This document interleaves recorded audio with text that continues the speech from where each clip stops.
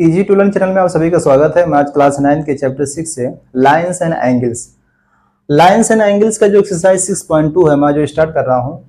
तो इससे पहले मैंने एक्सरसाइज 6.1 एंड इंट्रोडक्शन वाली वीडियो को मैं अपलोड कर चुका हूं एंड उम्मीद है कि आप उसको देखे होंगे एंड उम्मीद ये भी करता हूं कि आप उसको समझ में जरूर आया होगा। जिस पॉइंट पर जिस क्वेश्चन में आपको प्रॉब्लम रहा करे आप उस पर कमेंट जरूर किया करें, क्योंकि आप कमेंट के जरिए ही आप मुझे बता सकते हैं कि मुझे इस पॉइंट पर इस क्वेश्चन में प्रॉब्लम हुई तो मैं उस पर सुधार करने की कोशिश जरूर करूंगा। तो आप उस पर कमेंट जरूर किया करें एंड अपने दोस्तों को शेयर वगैरह करें, लाइक कर दें, सब्सक्राइब भी कर लिया करें। तो आप अगर इंट्रोडक्शन वाली वीडियो को नहीं देखें तो आप उसको जरूर एक बार ध्यान से देखें, क्योंकि उसमें बहुत सारी बेसिक टर्म मैंने बताया है। उस बेसिक टर्म का यूज इस एक्सरसाइज 6.2 में एंड 6.1 में यूज हो चुका है। तो आप उसको ध्यान से जरूर देखें एक बार, क्योंकि अगर आप उसको ध्यान से देखेंगे नहीं तो आप क्या है कि क्वेश्चन को ऐसे फ्लो में या जबरदस्ती कर रहे हैं, यही आपको होगा। आपको बोर्ड का एग्जाम देना भाई, फिर आगे चल के और कुछ करना है। तो अगर आप अच्छे समझेंगे नहीं तो आपको प्रॉब्लम होगी आगे चल करके, आप अच्छे नंबर वगैरह गेन नहीं कर सकते हैं। तो आप उसको अच्छे से ध्यान से देखिए और हर एक पॉइंट पर आप फोकस जरूर किया करें। जब आप पढ़ा करें तो आप क्या करें कि जस्ट लाइक जैसे आप स्कूल में बैठते हैं ना, एकदम डिसिप्लिन वे में, टीचर आपके सामने कोई है, आप चेयर पे बैठे हैं, अच्छे से बैठे हैं, नोट्स वगैरह है आपके पास, इस तरह आप अच्छे से सिंसियर होकर के डिसिप्लिन वे में बैठे हैं, ताकि इससे क्या होता है कि आपका माइंड अच्छा काम करता है। आप सो के पढ़ रहे हैं, बैठ के इस तरह पढ़ रहे हैं तो आप बस टाइम पास कर रहे हैं, अपना टाइम वेस्ट कर रहे हैं, बस यही हो रहा है। तो आप अपने अगर एनसीईआरटी बुक में एक्सरसाइज 6.2 का अगर जो क्वेश्चन है, फर्स्ट क्वेश्चन, अगर आप उस पर ध्यान देंगे तो उन्होंने क्वेश्चन फर्स्ट में क्या बोला है कि इन फिगर मीन्स जो फिगर में जो दिया है, आप बुक में ध्यान देंगे तो उसमें दिया है, कह रहा है in figure if A B parallel C D, A B parallel किसके हैं, सी डी के हैं, एंड सी डी पैरेलल है ई एफ के। तो अगर इस तरह मिला है कि अगर A B parallel C D के and C D parallel E F के, इट मीन्स सभी लाइन आपस में पैरेलल होंगी। It means all lines are parallel to each other, सभी लाइन आपस में क्या होंगी, पैरेलल होंगी। वो बोले या ना बोले बट आपको समझ में आना चाहिए, ये माइंड में आपके रहना चाहिए।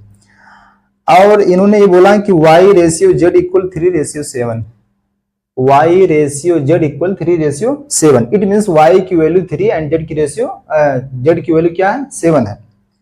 तो हमें फाइंड क्या करना है, हमें फाइंड करना है x की वैल्यू फाइंड करनी, ये वाली वैल्यू में फाइंड करनी है, फाइंड x करना है, x की वैल्यू क्या फाइंड करना है, x की वैल्यू फाइंड करना है। चलिए इधर ध्यान दीजिए आप।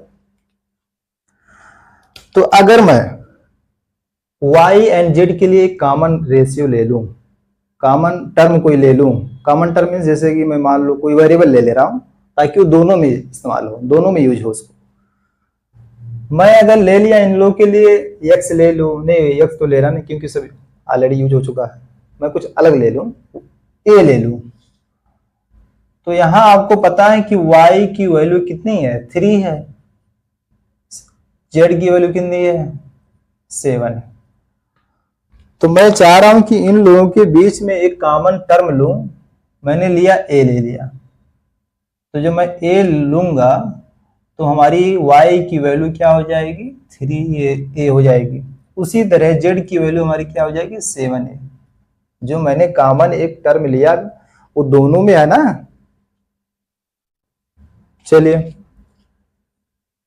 अब अगर आप ध्यान देंगे तो मैं बोला था आपको कि एंगल जो x है और एंगल z है, यहां पे अगर कोई एंगल होता तो ये आपस में इक्वल होती due to alternate interior angle की वजह से, बट यहां पे एंगल वो बना है तो आप इसको कह सकते हैं कि angle x and angle z आपस में इक्वल होंगे। Angle x equal angle z, क्यों इक्वल होगा भाई, इसीलिए इक्वल होगा क्योंकि अल्टरनेट इंटीरियर एंगल की वजह से। किसकी वजह से, अल्टरनेट इंटीरियर एंगल की वजह से ही उसका रीजन है। एंड अगर आप यहां पे ध्यान देंगे तो x एंड y एक स्ट्रेट लाइन पे ये दोनों एंगल बनी है, ये वाली जो मैं लाइन मान लीजिए यहाँ तो मिल लिया, ये वाली स्ट्रेट लाइन पे दोनों एंगल बनी है एक्स एंड वाई। मैं बताया था कि अगर एक स्ट्रेट लाइन पे जितनी भी एंगल का फॉर्मेशन होता है, जितनी भी एंगल बनती है, उन सभी एंगल को जोड़ करके वो किसके इक्वल आता है, 180 डिग्री के इक्वल आता है। तो आप कह सकते हैं कि x प्लस वाई किसके इक्वल होगा, 180 डिग्री के इक्वल होगा। किसके इक्वल होगा, 180 डिग्री। अगर मैं इस थोड़ा एंगल टर्म हटा दूं तो आपके लिए और आसानी हो जाएगी, वरना आप कंफ्यूज होंगे कि यहाँ पे एंगल लगा है, यहाँ पे क्या लिखे हैं। तो x प्लस वाई क्या है, 180 डिग्री के इक्वल है। तो यहाँ पे आपको पता है कि x किसके इक्वल है, z के इक्वल है।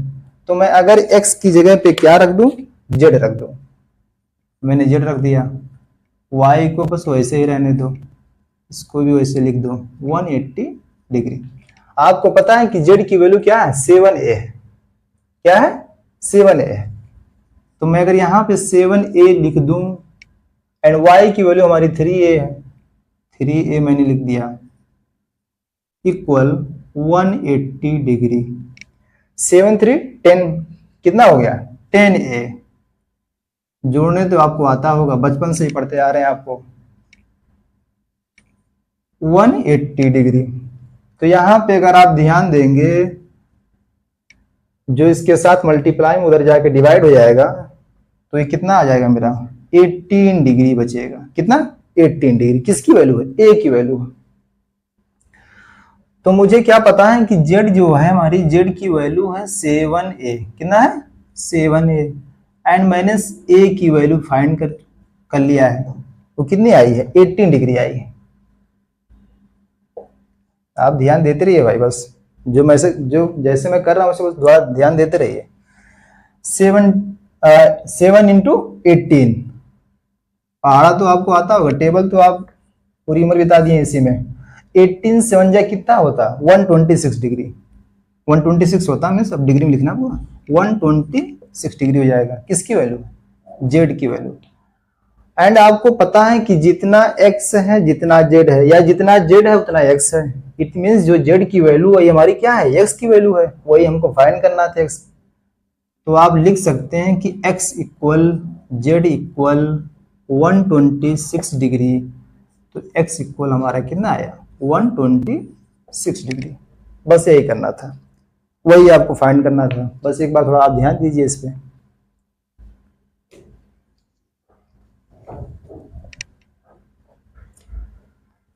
क्वेश्चन सेकंड को अगर आप अपनी एनसीईआरटी बुक में ध्यान देंगे, क्या कह रहा है आप उस पर पहले पढ़िए क्वेश्चन को, फिर फिगर पे देखिए कैसे कैसे क्या है, क्या दिया है उसमें, कौन सी एंगल है, किस साइड है, क्या है, सब पे आप ध्यान देते रहिए।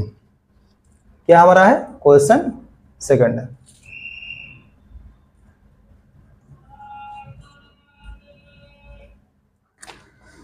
इन figure if A B parallel C D, कह रहा फिगर में, तो फिगर कहाँ बना ही नहीं है, पहले बना दूं मैं ना। आप कहेंगे बना ही नहीं है, तो कह रहे हैं फिगर में।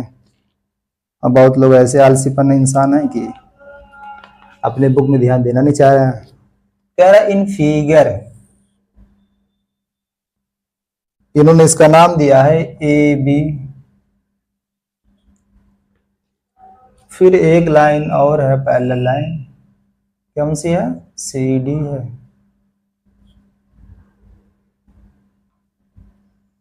इस तरह ड्रा है। एक क्या है, परपेंडिकुलर लाइन। इन्होंने इसका नाम दिया है एफ, इसका ई, ये है जी। शायद इसी तरह बना होगा आपके बुक में भी। तो क्या क्या दिया, पहले आप इसको लिख लें। कह रहा if A B parallel C D, क्या है, ए बी पैरेलल है किसके, सी डी के। ए बी पैरेलल किसके, सी डी के पैरेलल है। ई एफ परपेंडिकुलर है, ई एफ परपेंडिकुलर है किस पे, सी डी है। मीन्स ई एफ जो है वो सी डी लाइन पर 90 डिग्री बना रही है, उसी को बोलते हैं perpendicular. And G E D equal 126 degree. पहले आप कुछ लिख लें क्या क्या कह रहा हो। ई एफ क्या है? परपेंडिकुलर है किस पे? E F perpendicular on line C D means C D पे। एंड जी ई डी क्या दिया है? Angle G E D equal, कहेंगे जी ई डी कहा भाई? जी ई डी ये है।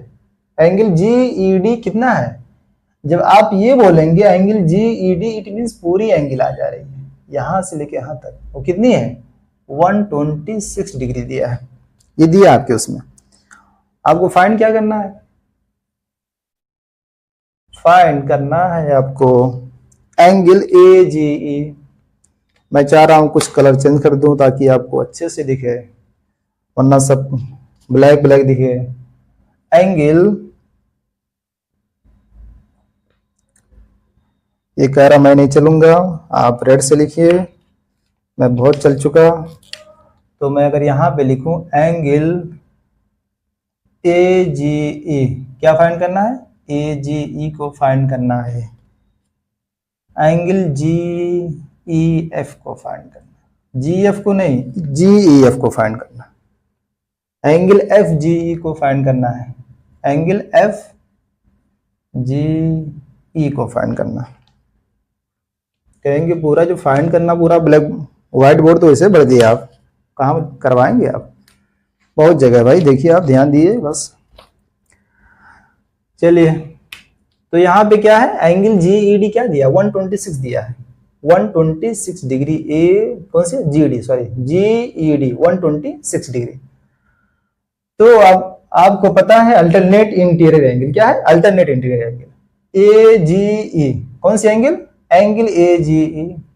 चलिए यहाँ पे लिखेंगे अगर आप angle A ji E, angle A जी ई, ए वाली एंगल इक्वल जी ई डी, ए वाली एंगल, ए वाली एंगल और ए वाली एंगल आपस में इक्वल होंगी due to alternate interior angle. Angle G E D आपस में क्या होंगी? इक्वल होंगी। क्यों?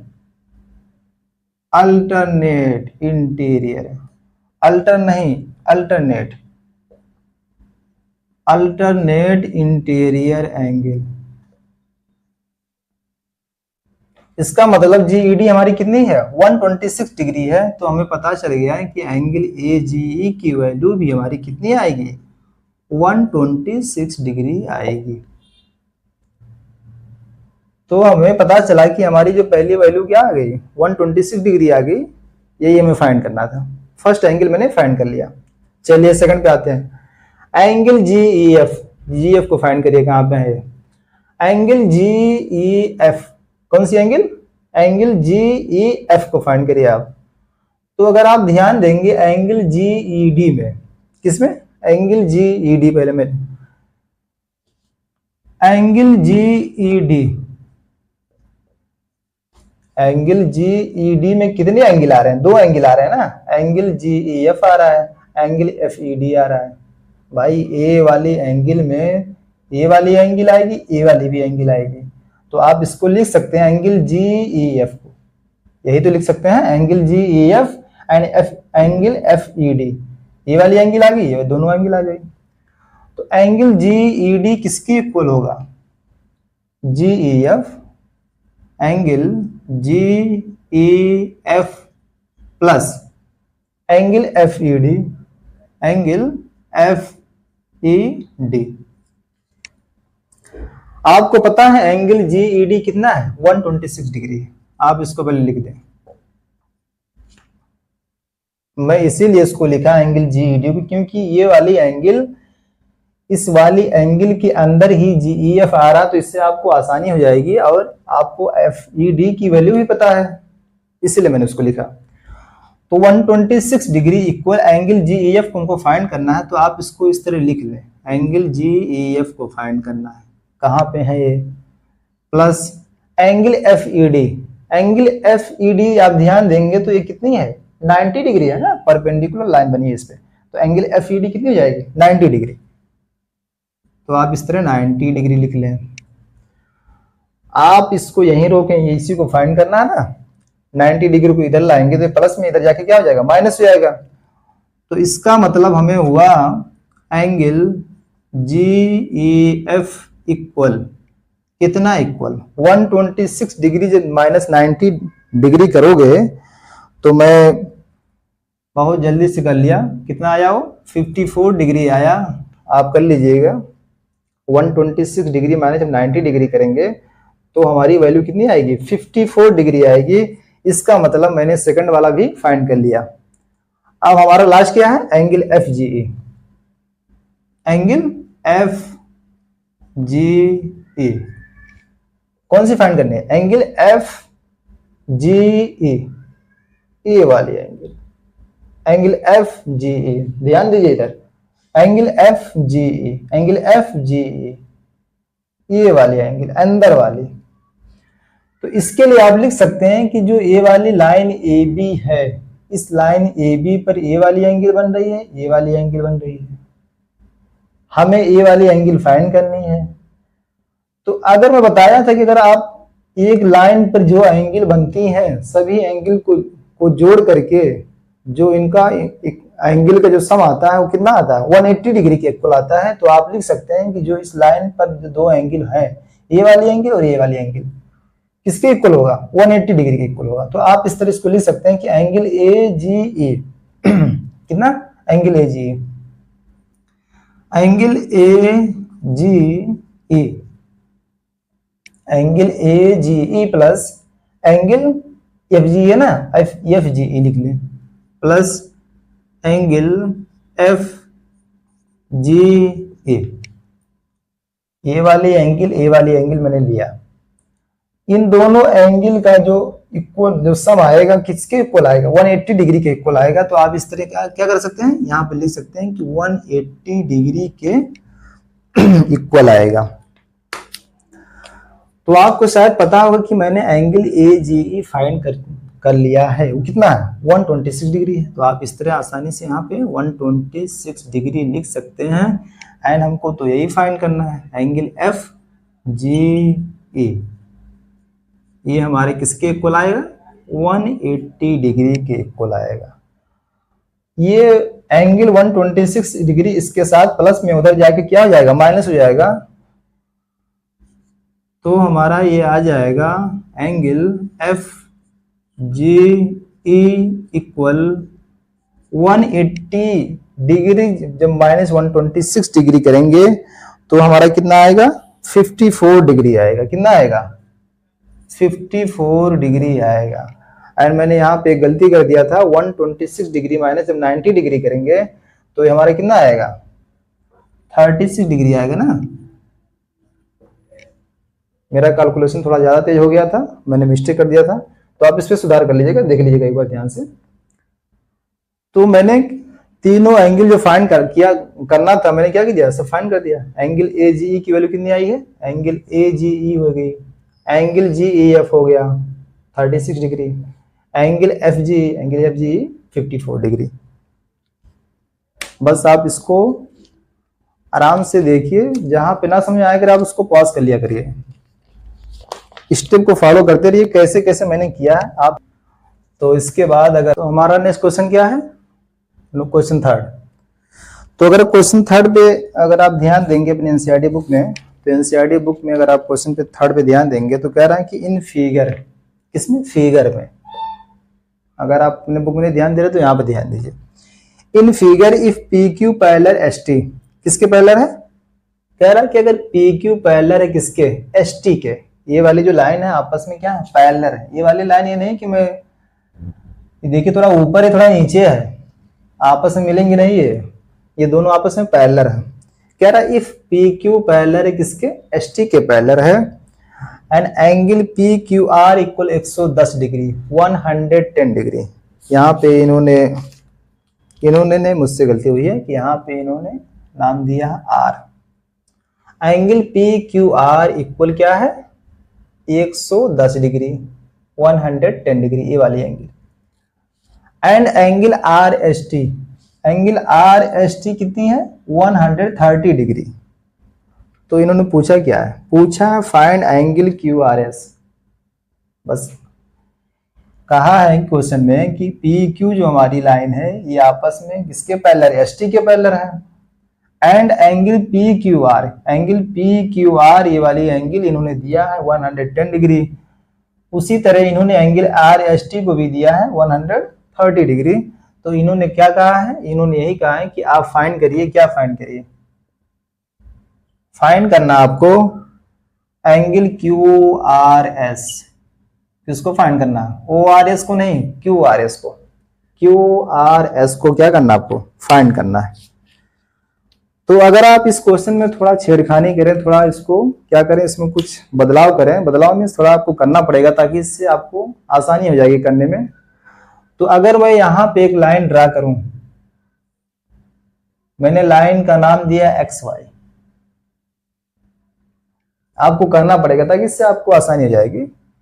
मैंने एक लाइन ड्रा की है एक्स वाई, और मैंने इस एंगल को, जो यहां पे एंगल जो बन रही है, मैंने उसका नाम ए रख दिया। कुछ एंगल यहां भी बन रही है, मैंने उसको बी दिया उसका नाम। तो आपको पता है कि को interior angle and alternate angle, तो मैं बताया था कि जब दो पैरेलल लाइन पर जो दो एंगल बन रही हैं सामने सामने वाली, एक ही साइड वाली, उन दोनों एंगल को जोड़ने के बाद जोड़ने का जो इक्वल आता है वो कितना आता है, 180 डिग्री के इक्वल आता है। तो आप इस तरह लिख सकते हैं कि 110 डिग्री प्लस ए, 110 डिग्री प्लस कितना ए किसके इक्वल होगा, 180 डिग्री के इक्वल होगा। क्यों इक्वल होगा भाई, उसका रीजन क्या है, उसका रीजन यही है को इंटीरियर एंगल।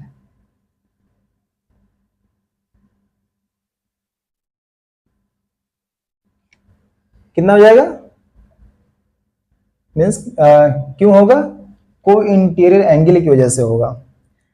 तो आप अगर यहां ध्यान देंगे तो हमारी ए की वैल्यू क्या आ जाएगी, 180 डिग्री माइनस, जो प्लस में उधर जाके क्या हो जाएगा, माइनस हो जाएगा।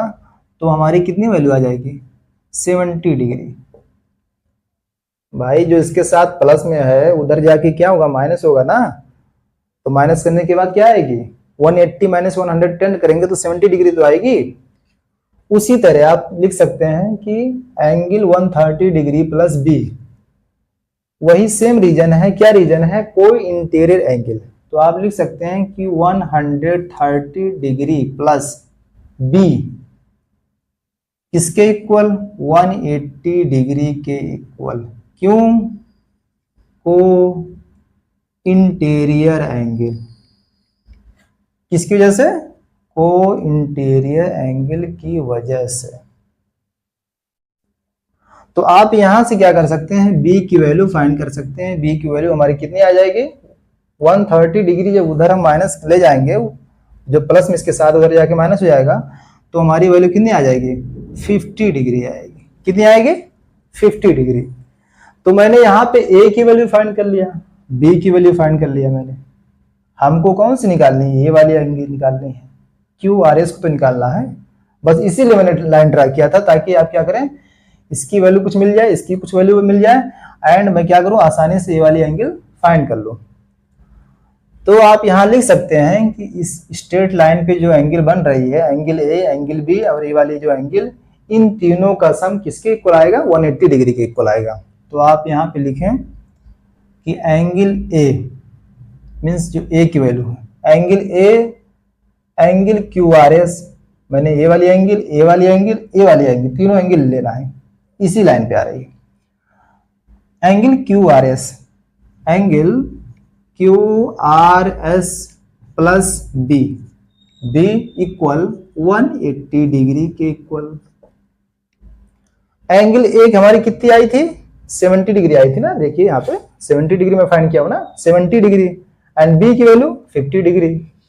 तो अगर आप यहाँ पे 70 डिग्री रखेंगे, ये तो हमें फाइंड करना है एंगल क्यू आर एस को। बी तो मैं फाइंड कर चुका हूं, कितना है, 150 डिग्री, सॉरी 50 डिग्री है ना, देखिए 50 डिग्री है, 50 डिग्री किसके इक्वल आएगा? 180 डिग्री। 70 50 कितना हो जाएगा? 120 डिग्री। 120 डिग्री इसके साथ प्लस में है, उधर जाके क्या हो जाएगा? माइनस हो जाएगा। It means angle Q R S equal 180 minus, जब हम कितना करेंगे? 120 डिग्री करेंगे तो हमारा कितना आ जाएगा 60 डिग्री आ जाएगा। यही हमें क्या करना था? फाइंड करना था। एंगल क्यू आर एस को ही तो फाइंड करना था हमें। बस इसी को आप ध्यान दीजिए।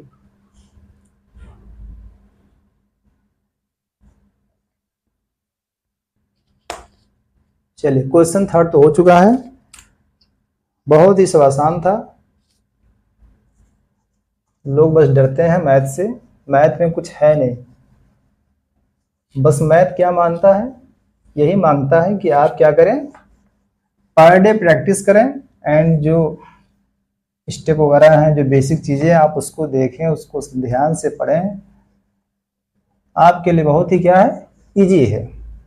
बट आपको बात माननी पड़ेगी। बात नहीं मानेंगे तो प्रॉब्लम होगी, आप मार खाएंगे। मार मीन्स आप नंबर से मार खाएंगे। चलिए, नेक्स्ट क्वेश्चन हमारा है क्वेश्चन फोर्थ। चलिए ध्यान दीजिए, कह रहा है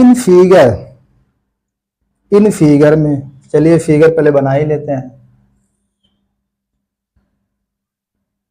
थोड़ा टेढ़ा मेढ़ा बने तो आप उसको एडजस्ट कर लिया करें, ये नहीं कि कैसा बना रहे हैं, ये तो इनको आता ही नहीं है।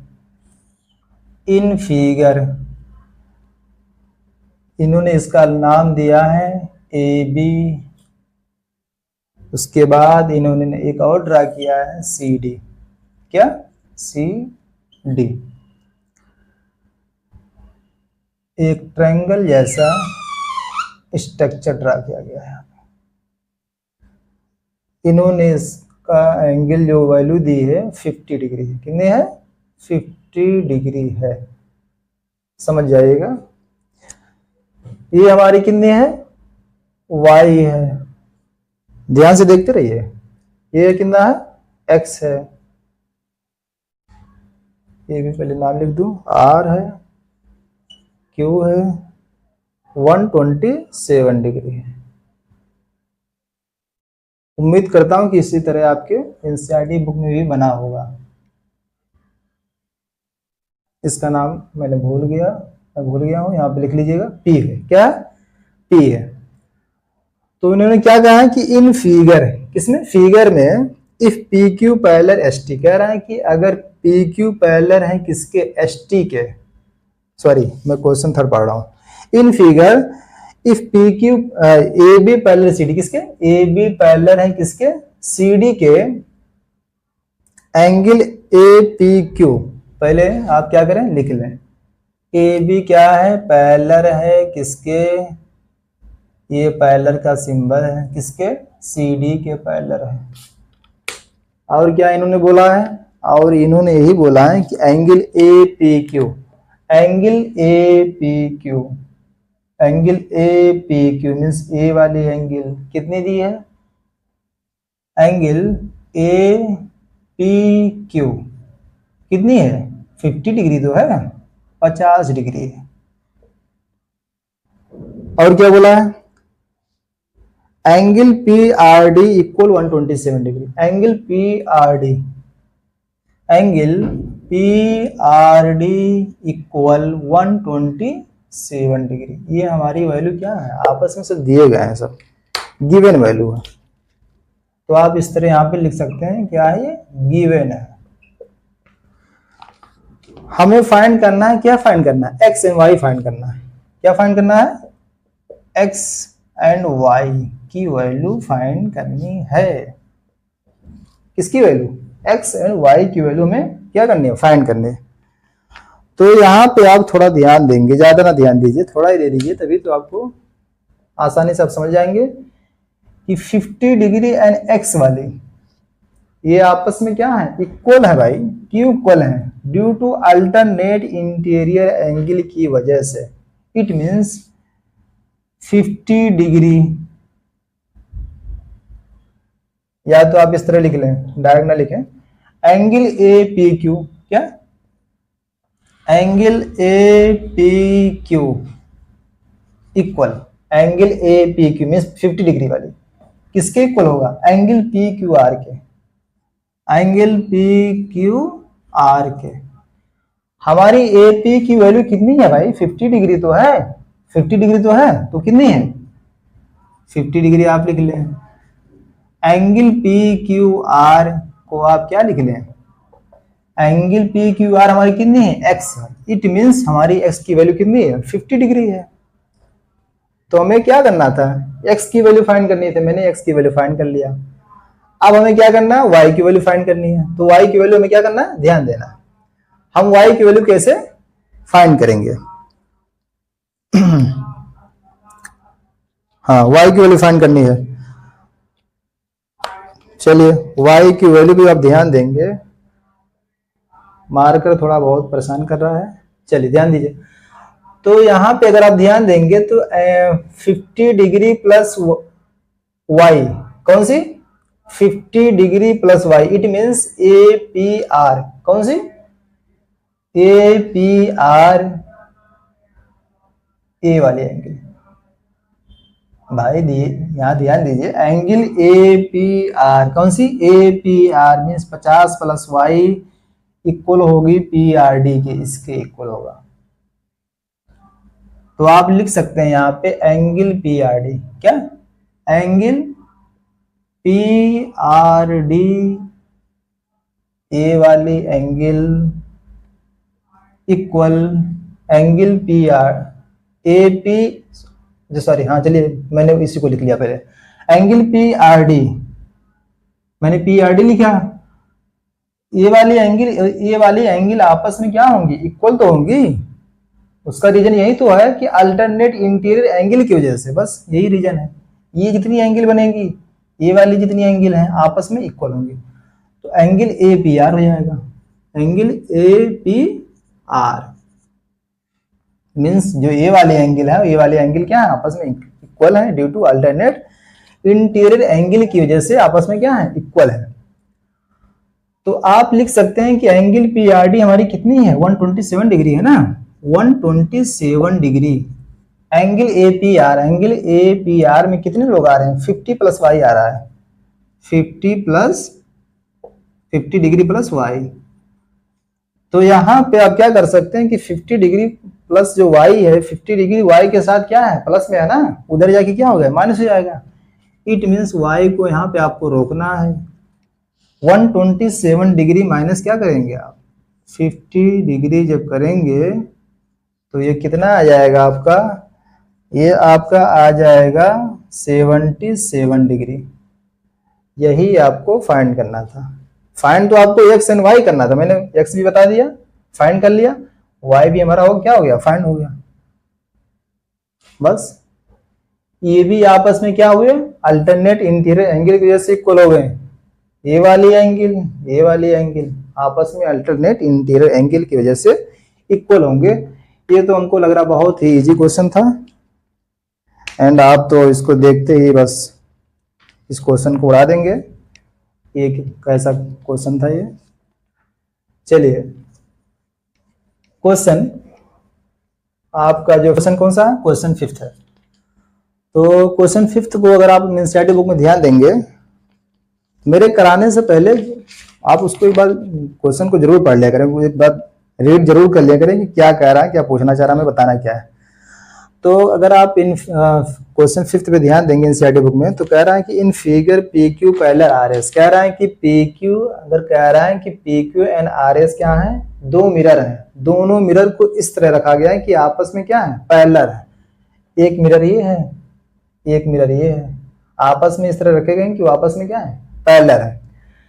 कह रहा है उस मिरर पे मैंने एक क्या किया, एक इंसिडेंट रे फॉल किया, मीन्स मैंने कोई रे उस पे गिराया, मान लीजिए कोई टॉर्च मैंने जलाया उस पे और जाके उस मिरर पे गिरी, तो मैंने उसका नाम रखा इंसिडेंट रे।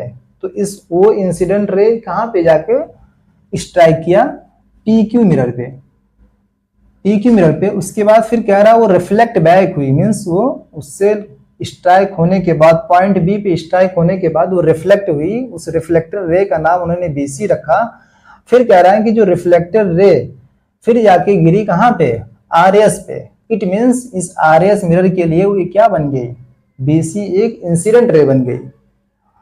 तो कह रहा है यहां पे गिरने के बाद किस पे, PQ मिरर पे गिरने के बाद कहां पे गिरी, पॉइंट C पे।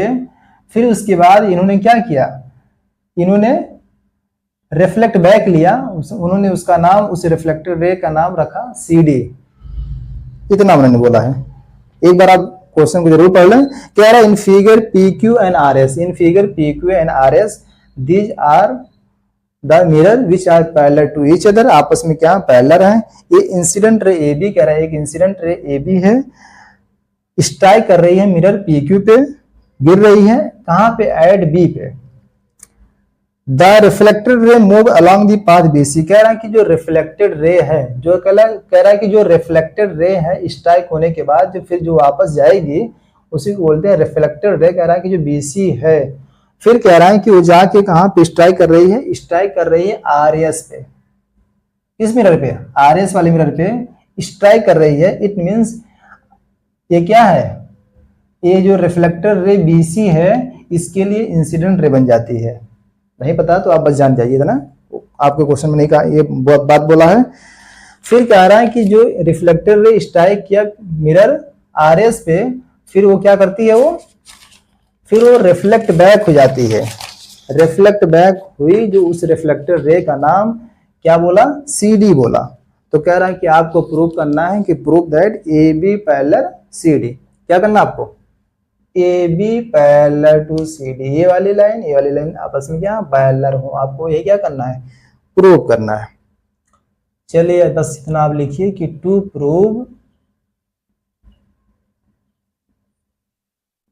AB पैरेलल CD, AB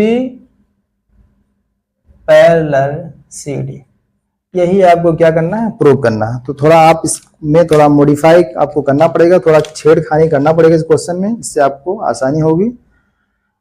तो अगर मैं यहाँ पे एक लाइन ड्रा करूं, ऐसे सिमिलरली इसी तरह यहाँ भी एक लाइन ड्रा करूं, मैंने इसका नाम रखा M, इसका नाम रखा N। तो यहाँ पे MB क्या है, परपेंडिकुलर लाइन है किस पे, PQ पे। उसी तरह NC परपेंडिकुलर लाइन है RS पे। इतना तो आपको समझ में आता होगा।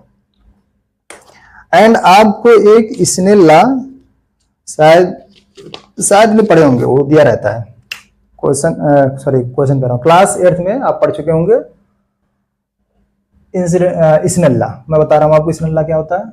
मान लीजिए आपका ये कुछ है, एंगल 1 है, ये है वो 2 है, ये है आपका 3 है, मैंने उसका नाम दे दिया, ये क्या है 4th है।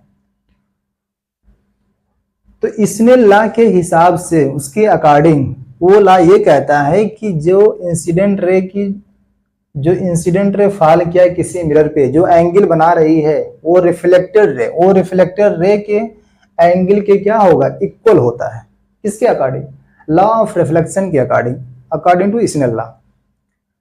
तो एंगल 1 इक्वल एंगल 2, ये क्या होंगे, आपस में इक्वल होंगे। एंगल 1 इक्वल एंगल 2 क्यों इक्वल होगा, स्नेल लॉ के अकॉर्डिंग, या कह लीजिए law of reflection. Law of reflection, law of reflection यही कहता है, क्या कहता है कि जो इंसिडेंट एंगल है, जो रे इंसिडेंट की उसके द्वारा जो एंगल बना उसे बोलते हैं इंसिडेंस एंगल, एंड जो रे रिफ्लेक्ट किया उसके द्वारा जो एंगल बनी उसे बोलते हैं रिफ्लेक्टेड एंगल। मींस ये वाले एंगल एंड ये वाली एंगल आपस में क्या होंगी, इक्वल होंगी, due to law of reflection, Snell law के अकॉर्डिंग। सिमिलरली उसी तरह एंगल 3 एंड 4 आपस में क्या होंगे, इक्वल होंगे। एंगल 3 एंड एंगल 4 आपस में इक्वल होंगी, सेम रीजन क्या आपका है, सेम है, यही सबका रीजन सेम है। तो आप इसके लिए क्या लिख सकते हैं, इसके लिए आप लिख सकते हैं कि angle 1 equal 2 equal angle 3 equal 4, angle 1 equal angle 2 equal angle 3 equal angle 4। Mean सभी एंगल आपस में क्या है, इक्वल है। एंड एक पॉइंट और लिख सकते हैं आप इसके लिए कि एंगल 1 एंड 2, एंगल 1 एंड 2, इससे पहले आप लिख लें कि एंगल 1 प्लस एंगल 2 इक्वल, वही बात पड़ेगी, एंगल, ये दोनों एंगल का sum equal angle 3 plus angle 4। It means यही हुआ कि angle 1 equal angle 2 equal angle 3 equal angle 4। यही तो हुआ। इन दोनों एंगल का, ये दोनों जितनी एंगल आ रही हैं उतने एंगल ये भी दोनों सेम आ रही हैं। इसका मतलब हम लिख सकते हैं कि angle 1 equal angle 2 equal angle 3 equal angle 4 हो जाएगा। तो आप लिख सकते हैं कि एंगल ए बी सी अगर ये सब बराबर हैं तो आप इसके आगे ही लिख सकते हैं, क्या लिख सकते हैं, अगर दोनों एंगल का जो जोड़ इन दोनों एंगल के जोड़ के बराबर है तो आप क्या लिख सकते हैं, यही तो लिख सकते हैं कि एंगल ए बी सी, क्या, angle A B C equal angle A B C equal B C D. Angle B C D के क्या होगा, इक्वल होगा। क्या होगा, इक्वल होगा। तो हमें प्रूव क्या करना था, A B parallel C D. तो आप कह सकते हैं कि जो हमारी लाइन ए बी क्या है, पैरेलल है किसके, सी डी के। अरे भाई जब ये वाली एंगल आपकी इक्वल हो जाएगी, angle A B C and B C D, ये वाली जितनी एंगल है, ये वाली जितनी एंगल है, इट मीन्स क्या होगा, इन दोनों एंगल का जब सम, दोनों का जो एंगल का जो सम आपस में अगर इक्वल हो जाएंगे तो आप कह सकते हैं कि ये वाली जो लाइन है A B and C D आपस में क्या होंगी, पैरेलल होंगी। तो line A B parallel to C D. बस थोड़ा इसमें लॉ ऑफ रिफ्लेक्शन का थोड़ा ध्यान दीजिएगा।